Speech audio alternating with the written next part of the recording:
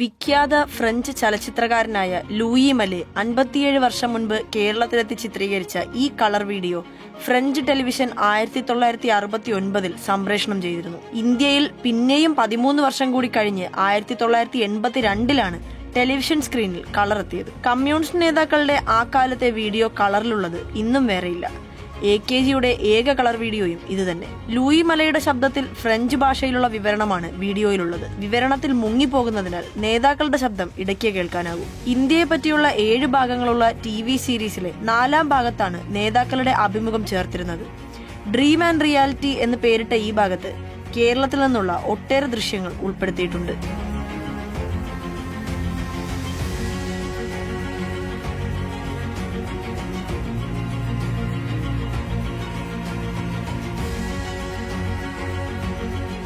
കേരളത്തിൽ അന്ന് EMSന്റെ നേതൃത്വത്തിൽ കൂട്ടുകക്ഷി മന്ത്രിസഭയായിരുന്നു.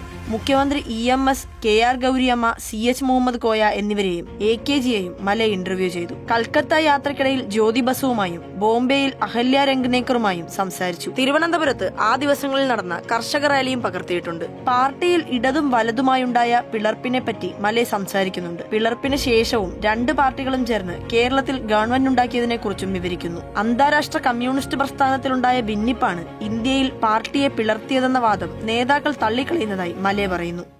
As a matter of fact, it was on the issue of the internal policies. The ideological differences in the international communist movement. ഭരണകൂടത്തിന്റെ സ്വഭാവവും ഭരണകക്ഷിയുടെ വർഗ സ്വഭാവവും തന്നെയായിരുന്നു തർക്കവിഷയം. ഗൗരിയമ്മയും ഭർത്താവ് TV തോമസും 2 പാർട്ടിയിലായതിനെ കുറിച്ച് കൗതുകപൂർവ്വം മല വിവരിക്കുന്നു. അദ്ദേഹം മറ്റേ പാർട്ടിയിലാണെന്ന് ചെറുചിരിയോടെ ഗൗരിയമ്മ പറയുന്നത് കാണാം. I joined Marxist Communist Party. Why? And your husband is on the... He's on the other side. ഒരു മിനിമം പരിപാടിയുടെ അടിസ്ഥാനത്തിൽ മാർക്സിസ്റ്റുകാരും മാർക്സിസ്റ്റ് ഇതരരും ഉൾപ്പെട്ട മന്ത്രിസഭയാണ് തന്റേതെന്ന് EMS വിശദീകരിക്കുന്നുണ്ട്. ജനങ്ങളുടെ അടിയന്തര പ്രശ്നങ്ങൾ പരിഹരിക്കാൻ ശ്രമിക്കുകയാണ്. What are today Marxism and also some parties which accept Marxism. And the basis of unity was discussed and a settlement was arrived at. 1967 പല സംസ്ഥാനങ്ങളിലായി കോൺഗ്രസിന്റെ അധികാര കുത്തക ചോദ്യം ചെയ്ത് നിലവിൽ വന്ന പ്രതിപക്ഷ സർക്കാരുകളെക്കുറിച്ച് മലയെ പരാമർശിക്കുന്നുണ്ട്. ഭരണത്തിനൊപ്പം സമരവും എന്ന നയത്തിന്റെ ഭാഗമായി തിരുവനന്തപുരത്ത് നടന്ന കർഷക റാലി ചിത്രീകരിച്ചിരിക്കുന്നു. പാളയം പള്ളി പരിസരത്ത് നിന്ന് റാലി ആരംഭിക്കുന്നത് കാണാം.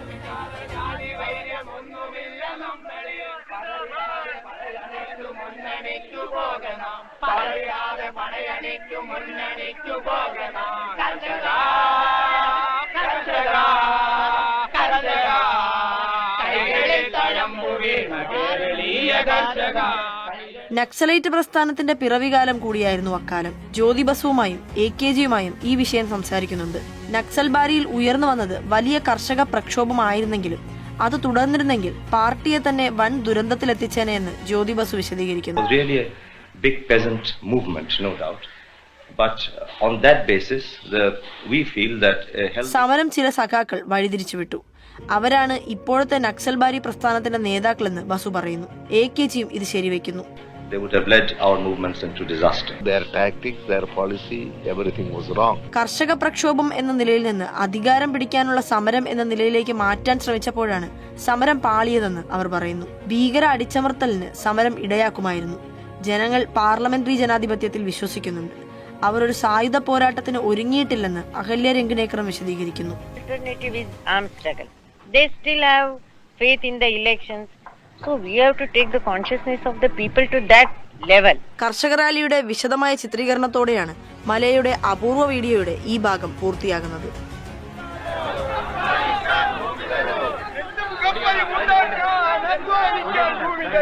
നെല്ലും